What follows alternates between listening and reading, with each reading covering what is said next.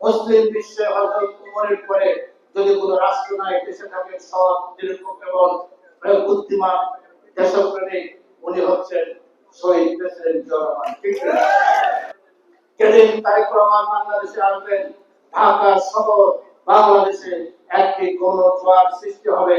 এই গণজোয়ারের মধ্যে দিয়ে বাংলাদেশের ভাগ্য নির্ধারিত হয়ে যাবে। ঠিক কিনা?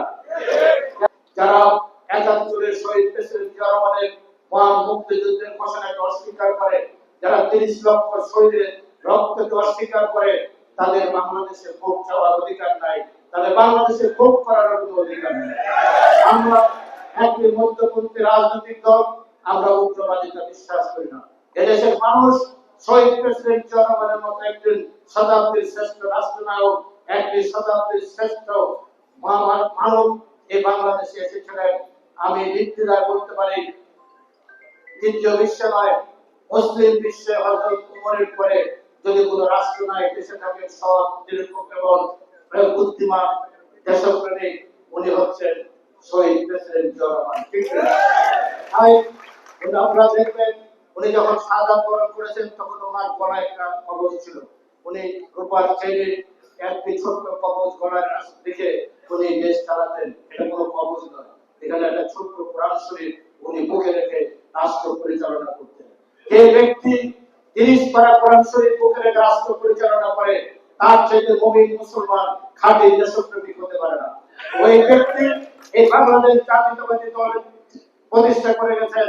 এই দলের প্রতি যত ষড়যন্ত্র করেন, ১৭ বছর শেখ হাসিনা চেষ্টা করে যে দলকে ভেঙে বাংলাদেশ থেকে নিশ্চিহ্ন করে দিতে, আমরা আমাদের বাবার জানাজা করতে পারি নাই, মায়ের জানাজা করতে পারি নাই, আমরা ব্যবসা বাণিজ্য করতে পারি নাই, আমাদের ৬৫ লক্ষ নেতা কর্মীর বিরুদ্ধে মামলা, ২০,০০০ নেতা কর্মী মৃত্যুবরণ করেছেন, হাজার হাজার নেতা কর্মী পঙ্গত্ব বরণ করেছেন, ব্যবসা বাণিজ্য চলে গিয়েছে।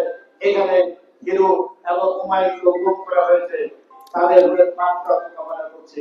সেখানে কর্নেল আজিজ সাহেবের রোহের মাত্রা কামনা করছি। অতএব এই ১৭ বছরে বিএনপি একজন ওয়ার্ড থেকে সেন্ট্রাল পর্যন্ত কোন নেতাকে শেখ হাসিনা দিতে পারে নাই, পারছে? কোন দল চুপ করতে পারে নাই। আমি তাই আপনাদের কাছে একটা আবেদন রাখবো, আপনাদের কথাবার্তার সংযম থাকতে হবে।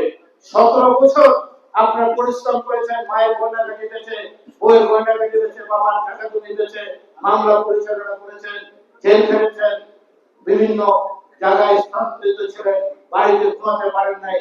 আর কয়েকটি মাস ধৈর্য ধরে আপনাদের জিহ্বাকে সংযম রেখে এবং নিজেদের একটি লোভ লালসাকে সংযম রেখে শহীদ প্রেসিডেন্ট জিয়া রহমানের তরার গল্পটিকে আবার বাংলাদেশের রাষ্ট্রীয় ক্ষমতা আসার আমরা সুযোগ করে দেব। ঠিক কিনা?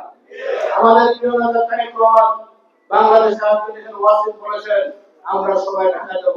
যেদিন তারেক রহমান বাংলাদেশে আসবেন, ১৯৭৯ সালে ইরানের বিপ্লব হয়েছে, প্যারিস থেকে খোমেনি যখন তেহরানে আসবেন, কোটি কোটি মানুষ সেদিন খোমেনিকে অভ্যর্থনা জানালেন, আর এটা সাফ আরবি এশিয়ার গো ভারত হারিয়ে যাবে। আজকে আমরা বলতে চাই, যেদিন তারেক রহমান বাংলাদেশে আসবেন, ঢাকা শহর বাংলাদেশে একটি গণজোয়ার সৃষ্টি হবে। এই গণজোয়ারের মধ্যে দিয়ে বাংলাদেশের ভাগ্য নির্ধারিত হয়ে যাবে। ঠিক কিনা? যেমনিভাবে ১৯৮১ সালে শহীদ প্রেসিডেন্ট জিয়া রহমানকে বিপদগামী সৈন্যরা হত্যা করেছিলেন, ওনার হত্যার শাহাদাতের খবর শোনার পরে সেদিন ১০ কোটি মানুষ নিস্তব্ধ হয়ে গেছিলেন। বাংলাদেশের এমন কোন আবাল বৃদ্ধ বনিতা ছিল না ওনার জন্য চোখের পানি ফেলেন নাই, ওনার রুহের মাগফিরাত কামনা করে মোনাজাত করেন নাই। ওনার লাশ যেদিন ঢাকা আসলো, সেদিন সমগ্র ঢাকা শহর একটি জানাজার শহরে পরিণত হয়েছিল। ১৪৫০ বছর আগে ইসলাম ধর্ম প্রবর্তিত হওয়ার পর আজ পর্যন্ত কোন মুসলমান বা কোন মুসলমান রাষ্ট্র নায়কের ভাগ্যে এত বড় জানাজা জোটে নাই।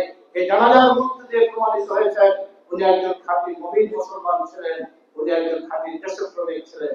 অতএব ওনার পরে রাজনৈতিক দলটি একটা আল্লাহ, একজন মুমিন মুসলমানের, একটা খাঁটি দেশপ্রেমিকের গড়া দল। এই দল কিন্তু বিনষ্ট করতে পারবে না। দলের বিরুদ্ধে যারাই ষড়যন্ত্র করেন তারাই নিশ্চিহ্ন হয়ে যাবেন। এই দল টিকে থাকবে। এই দল হচ্ছে স্বাধীনতা সার্বভৌমত্বের মূর্ত প্রতীক। এই দল যদি না থাকতো, বাংলাদেশের মানচিত্র পাল্টে যেত। অতএব এর নেত্রী বেগম খালেদা জিয়া দুর্দিনে হাল ধরেছেন, এখন আমাদের প্রিয় নেতা তারেক রহমান ভালো করেছে।